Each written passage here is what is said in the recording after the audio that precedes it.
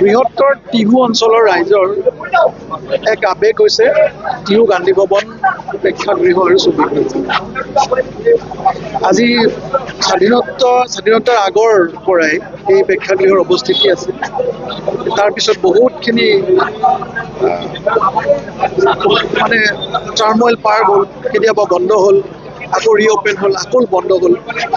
কিন্তু সেই গোটেইখিনি অতীত পাৰ হৈ আজি টিহু গান্ধী ভৱন চিনেমা হলটো এটা নতুন ৰূপ পালে আৰু সেইটো কাৰণে মাননীয় মুখ্যমন্ত্ৰী ডক্টৰ হিমন্ত বিশ্ব শৰ্মা ডাঙৰীয়াৰ যি আৰ্থিক অনুদানেৰে আৰু ৰঞ্জিত কুমাৰ দাস ডাঙৰীয়াৰ যি আৰ্থিক অনুদান তথা অসম ৰাজ্যিক চলচ্চিত্ৰ বিত্ত উন্নয়ন নিগমৰ প্ৰতিজন কাৰ্যকৰ্তাৰ যি আৰ্থিক অনুদানৰ লগতে যি তেখেতসকলৰ যি কৰ্তব্যনিষ্ঠা তাৰ জৰিয়তে আমি টিহু গান্ধী ভৱন সমিতিৰ লগত লগ হৈ এই গান্ধী ভৱনটো পুনৰুদ্ধাৰ কৰিবলৈ সক্ষম হৈছোঁ আৰু অসমীয়া ছবি জগতত এটা নতুন চিনেমা হলৰ সংযোজন হ'ল আজিৰ পৰা।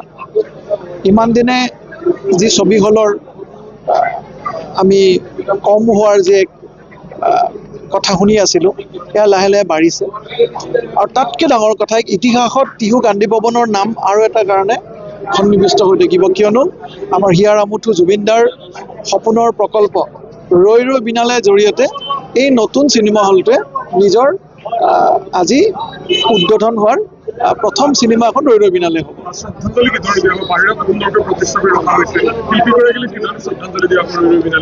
আমি ৰৈ ৰৈ বিনালেখনৰ আৰম্ভণিৰ দিনা ইতিমধ্যে জুবিনদাৰ এক ছবি আমি পাৰ্মানেণ্টলি ৰাখি থৈছোঁ। এইখন এনেকুৱা নহয় যে ৰৈ ৰৈ বিনালে চলি থাকিব তেতিয়াহে থাকিব, এনেকুৱা নহয়। এখন পাৰ্মানেণ্টলি ইয়াত থাকি যাব।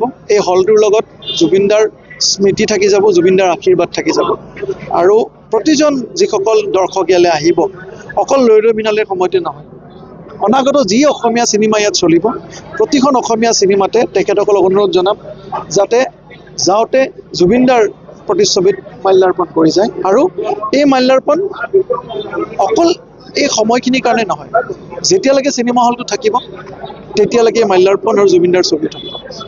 ৰাতিপুৱা 7:30 বজাত প্ৰথমটো দৰ্শনী, গতিকে অসমীয়া ছবি জগতৰ ইতিমধ্যে ইতিহাসত এক বিৰল দৃষ্টান্তই আমি দেখিবলৈ সক্ষম হৈছোঁ ৰৈ ৰৈ বিনালেৰ জৰিয়তে। আমাৰ ইয়াত 7 দিনৰ কমিটিয়ে মোক জনাইছে যে 7 দিনৰ চব টিকেট বুক।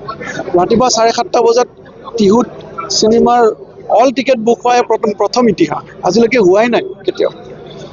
গতিকে সেইটো এটা খুব নিতান্ত প্ৰয়োজনীয় কথা আৰু আমি শুনিছোঁ যে বহুত দৰ্শকে মোকো কৈছে যে কমিটিৰ লগত কথা পাতিবলৈ এই যিটো টিকেটৰ মূল্যটো অকণ হ্ৰাস কৰিবলৈ। আমি তেখেতসকলক মই পৰামৰ্শ দিছোঁ যাতে অহা সপ্তাহৰ পৰা টিকেটৰ মূল্যটো হ্ৰাস কৰে আৰু তাতকৈ ডাঙৰ কথা যে এই আপোনালোকৰ এই মিডিয়াৰ জৰিয়তে মই জনাব বিচাৰিছোঁ যে টিহুৰ এই গান্ধী ভৱনটো কোনো ব্যক্তিগত গান্ধী ভৱন নহয়। ইয়াত যি টিকেটৰ মূল্যৰ পৰা যিটো লাভ হ'ব সেই লাভটো আকৌ ৰাইজৰ ওচৰলৈ ঘূৰি যাব। বিভিন্ন সভা সমিতিত ৰাইজৰ বিভিন্ন অনুষ্ঠানত সেই পইচাটো তেখেতসকলে দিব। প্লাছ আৰু এটা বস্তু আমি আজি আলোচনা কৰিম আৰু আমি সিদ্ধান্ত ল'ব চেষ্টা কৰিম যে বৃহত্তৰ টিহু অঞ্চলৰ যিসকলক আৰ্থিকভাৱে সহায় কৰিব লাগে, বেমাৰ আজাৰৰ কাৰণে যিসকলে আৰ্থিক সহায় বিচাৰে তেখেতসকলে টিহু গান্ধী ভৱন সমিতিৰ পৰাও এটা স্পেচিয়েল ফাণ্ড আমি এই টিকেটৰ পইচাৰ পৰাই যাতে আমি যুগুত কৰিব পাৰোঁ আৰু বৃহত্তৰ টিহু অঞ্চলৰ আৰ্থিকভাৱে যিসকলক দৰকাৰ আছে তেখেতসকলক জানি আমি টিহু গান্ধী ভৱনৰ পৰা সহায় কৰিব পাৰোঁ, তাক লৈ আমি আজি এটা সিদ্ধান্ত গ্ৰহণ কৰিম। আজিৰ এই সন্ধিক্ষণত মই টিহুবাসী ৰাইজক মই আজি ধন্যবাদ জনাইছোঁ। পোনপ্ৰথমতে যিসকলে এই টিহু গান্ধী ভৱন স্থাপন কৰিছিলে, কিন্তু দিন যোৱাৰ লগে লগে জৰাজীৰ্ণ অৱস্থা এটা হৈছিলে। তাৰপিছত এই টিহু অঞ্চলৰ ৰাইজে মোক নিৰ্বাচনৰ সময়ত মোক আহ্বান জনাইছিল যাতে এইটো যে পুনৰ নিৰ্মাণ হয় আৰু সেইটো কাৰণে মাননীয় মুখ্যমন্ত্ৰী ডাঙৰীয়াই যেতিয়া ৰাসত আনিছিলোঁ আমাৰ টিহু ৰাসত, আৰু তেতিয়া তেখেতক মই কৈছিলোঁ যে অতি কমৰ অন্ততঃ 1 কোটি টকা দিলে বাকীখিনি টকা আমি ৰাইজে বা মই বিধায়ক ফাণ্ডৰ পৰা মই দিব পাৰিম।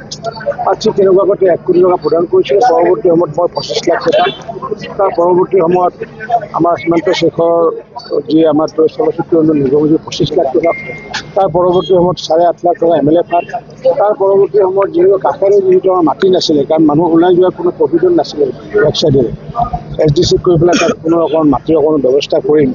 আজি পূৰ্ণাংগ ৰূপ পালে। সেই ৰূপ পোৱাৰ কাৰণে ময়ো নথৈ আনন্দিত, কাৰণ মই আধাৰলৈ স্থাপন কৰিছোঁ আৰু মই ইয়াত দ্বাৰ উদ্বোধন কৰিবলৈ পাই আনন্দিত। যি সময়ত আমাৰ ডক্টৰ ভূপেন হাজৰিকাৰ জন্ম শতবৰ্ষ চলি আছে। সেই সময়তে আমাৰ এটা নতুন অসমীয়া ছবিগৃহ এটা মুকলি হোৱাটো আমাৰ কাৰণে এটা আনন্দ। যিহেতু অত্যাধুনিক ৰূপত যিহেতু নিৰ্মাণ কৰা হৈছে, গতিকে এইটো অকল প্ৰেক্ষাগৃহ কৰি ৰাখিলে মেইনটেনেঞ্চৰ কিছু অসুবিধা ৰাখিব। যাৰ কাৰণে অসম চলচ্চিত্ৰ উন্নয়ন নিগমৰ লগত চুক্তি কৰি আমাৰ টিভি গান্ধী ভৱন উন্নয়ন সমিতিয়ে তেওঁলোকৰ যিহেতু এটা তেওঁলোকৰ তাৰ পৰা টকা আহি হ'ব। আৰু মই ইমানখিনি জানো হয়তো 40% টকা হয়তো আমাৰ গান্ধী ভৱন উন্নয়ন সমিতিয়ে পোৱাৰ সম্ভাৱনা আছে। আৰু সেইটো যদি হয়তো আগন্তুক দিনততো নতুনকৈ পুনৰ এটা ডাঙৰ গান্ধী ভৱন নিৰ্মাণ কৰিব পৰা যাব। যি কি নহওক এই সমস্ত কৃতিত্বৰ কাৰণে মই টিহু লগতে আমাৰ জলখানা অঞ্চল, মুক্তাপুৰ অঞ্চল আৰু লগতে আমাৰ যি আমাৰ মাতৃভাষা অঞ্চল, এই তিনিটা পঞ্চায়তৰ ৰাইজকে লগতে এই অঞ্চলৰ ৰাইজক মই আজি ধন্যবাদ জনাইছোঁ। All credit goes to the public of the Tihu. Sir 31 December যেহেতু স্বাভাৱিক সেইটো কাৰণে আমাৰ ভাল হৈছে, কাৰণ যিহেতু অসমীয়া ছবি আৰু টিহুৰ মানুহে যিহেতু অসমীয়া ছবি চায় আৰু সেই বাৰুকৈ এটা অভাৱ আছিলে। পূৰ্বতে যিহেতু চিনেমা হল আছিলে, চিনেমা হল এতিয়া বন্ধ হৈছিলে, গতিকে পুনৰ বন্ধ হোৱা বিষয়টো আমি নতুনকৈ পুনৰকৈ যি আৰম্ভ কৰিব পাৰে নতুন আনন্দিত। আৰু সকলোতকৈ ভাল খবৰ যে প্ৰথম আৰম্ভ কৰাৰ দিনাখনে আমি এখন নতুন অসমীয়া চিনেমা পাম, যিখন নেকি আমাৰ সকলোৰে আপোন বিশ্বশিল্পী জুবিন গাৰ্গৰ নিজৰ ছবি তৰুণৰ বিনালে। আৰু নিশ্চিত ৰূপত তৰুণৰ বিনালে ইতিমধ্যে 4টা শ্লট টিকট নোহোৱা হ'ব বুলি কৈছে। 31 তাৰিখে যিহেতু মই নাথাকিম, গতিকে 31 তাৰিখে মই বিলাসীৰ পৰা থাকিম। গতিকে বিলাসীৰ পৰা আহি পেলাই সন্ধিয়া 5:30 বজাৰ পৰা বঙাইগাঁৱত মই নিজে চোৱাৰ কাৰণে ইতিমধ্যে অগ্ৰিম টিকট 4 দিন আগতে মই যেহেতু এই ছবি